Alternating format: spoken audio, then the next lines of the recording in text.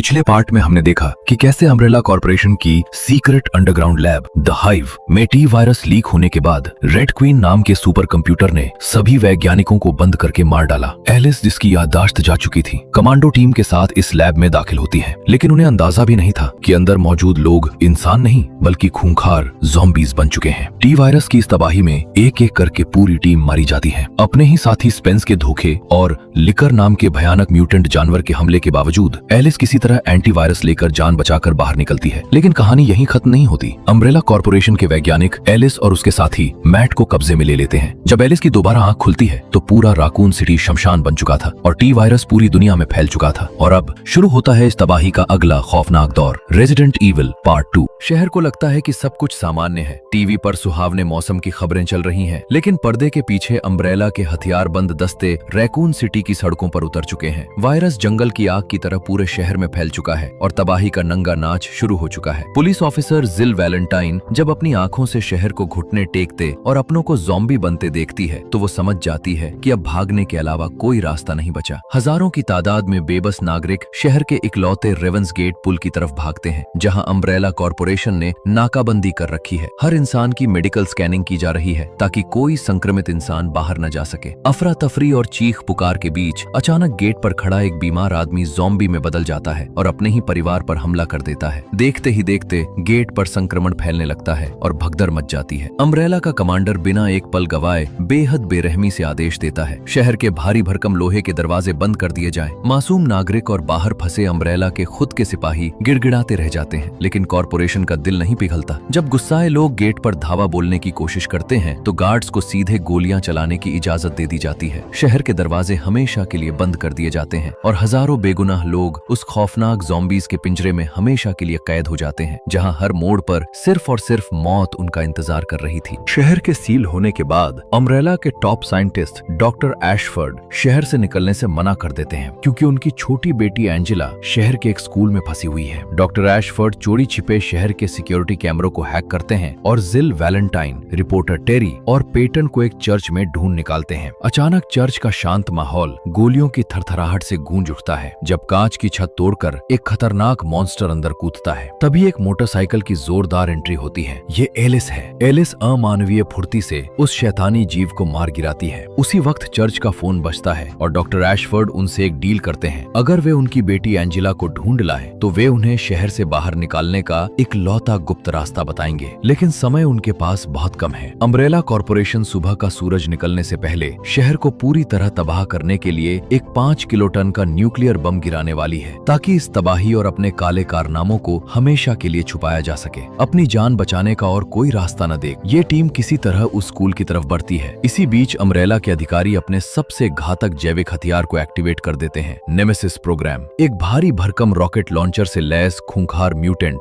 जिसका काम शहर के बचे हुए हर पुलिस अफसर और बचे हुए सिपाहियों को चुन चुन कर खत्म करना है। नेमेसिस सड़कों पर कत्लेआम मचाते हुए जिल की टीम की तरफ बढ़ने लगता है और रास्ते में आने वाले पुलिस अफसरों को पल भर में भून डालता है। पेटन, जो पहले से ही इन्फेक्टेड था, अचानक ज़ॉम्बी बनने लगता है और जिल को भारी मन से अपने ही साथी को गोली मारनी पड़ती है। टीम बिखर जाती है और नेमेसिस की खौफनाक परछाई अब सीधे एलिस और उसकी टीम पर मंडराने लगती है। एलिस, जिल और उनकी टीम किसी तरह शहर के उस अंधेरे और खौफनाक स्कूल में दाखिल होती है जहां डॉक्टर एशफर्ड की बेटी एंजेला छुपी हुई थी। स्कूल का माहौल बेहद डरावना और शांत है, लेकिन ये शांति ज्यादा देर नहीं टिकती। पूरी इमारत को ढूंढने के लिए टीम अलग अलग हिस्सों में बंट जाती है। इसी दौरान रिपोर्टर टेरी अकेले एक क्लासरूम में जाती है जहां अंधेरे में छुपे हुए संक्रमित बच्चे उस पर अचानक हमला कर देते हैं और उसे बेरहमी से मार डालते हैं। दूसरी तरफ अम्ब्रेला के पूर्व सिपाही कार्लोस और एलजे भी एंजेला की तलाश करते हुए उसी स्कूल में पहुंचते हैं। जब एलिस और कार्लोस को आखिरकार एंजेला मिलती है तो वे देखते हैं कि स्कूल में खूंखार ज़ॉम्बी डॉग्स घात लगाकर बैठे हैं। एक भीषण मुठभेड़ में एलिस और कार्लोस अपनी जान पर खेलकर उन कुत्तों का सफाया करते हैं और एंजेला को सुरक्षित बचा लेते हैं। सुरक्षित बाहर निकलने के बाद एलिस को एंजेला के पास टी वायरस का एंटी वायरस मिलता है। तब एंजेला एक चौंकाने वाला सच बताती है। उसके पिता ने ये वायरस किसी को मारने के लिए नहीं बल्कि उसके पंगु पैरों को ठीक करने के लिए बनाया था, जिसे बाद में अम्ब्रेला ने अपने जैविक हथियार के रूप में छीन लिया। एंजेला ये भी खुलासा करती है कि एलिस भी उसी टी वायरस से पूरी तरह संक्रमित हो चुकी है, लेकिन उसका शरीर इसके साथ ढल चुका है। इसी बीच डॉक्टर एशफोर्ड शहर के सर्विलेंस सिस्टम से उनसे संपर्क करते हैं और बताते हैं कि रैकून सिटी हॉल के पास अम्ब्रेला का आखिरी रेस्क्यू हेलीकॉप्टर उड़ान भरने के लिए तैयार खड़ा है। अगर वे अगले 45 मिनट के भीतर वहां नहीं पहुंचे तो न्यूक्लियर बम पूरे शहर के साथ साथ उन्हें भी राख में मिला देगा। समय तेजी से हाथ से निकल रहा था और पूरी टीम रैकून सिटी हॉल की तरफ भागती है, जहां अम्ब्रेला का आखिरी हेलीकॉप्टर उड़ान भरने की तैयारी में था। एलिस और उसकी टीम बेहद चालाकी से चौकसी कर रहे अम्ब्रेला गार्ड्स पर हमला बोल देती है और बिना एक सेकंड गवाए हेलीकॉप्टर पर अपना कब्जा जमा लेती है। अपनी मासूम बेटी एंजेला को अपनी आंखों के सामने बिल्कुल सही सलामत देखकर डॉक्टर एशफोर्ड की आंखों में आंसू आ जाते हैं और ऐसा लगता है कि आखिरकार वे इस नरक से बाहर निकल ही जाएंगे। लेकिन तभी अचानक पूरे इलाके की लाइटें जल उठती हैं और अम्ब्रेला का बेरहम कमांडर केन दर्जनों भारी हथियारों से लैस सैनिकों के साथ अंधेरे से बाहर आता है। ये सब अम्ब्रेला की बिछाई गई एक सोची समझी साजिश थी। डॉक्टर एशफोर्ड के कंप्यूटर को हैक करके कमांडर केन को इस पूरे प्लान की खबर पहले से ही थी। पलक झपकते ही पूरी टीम को घेर कर बंदी बना लिया जाता है। कमांडर केन बिना किसी रहम के डॉक्टर एशफोर्ड के सीने में गोली मार देता है और एंजेला चीखती रह जाती है। इसके बाद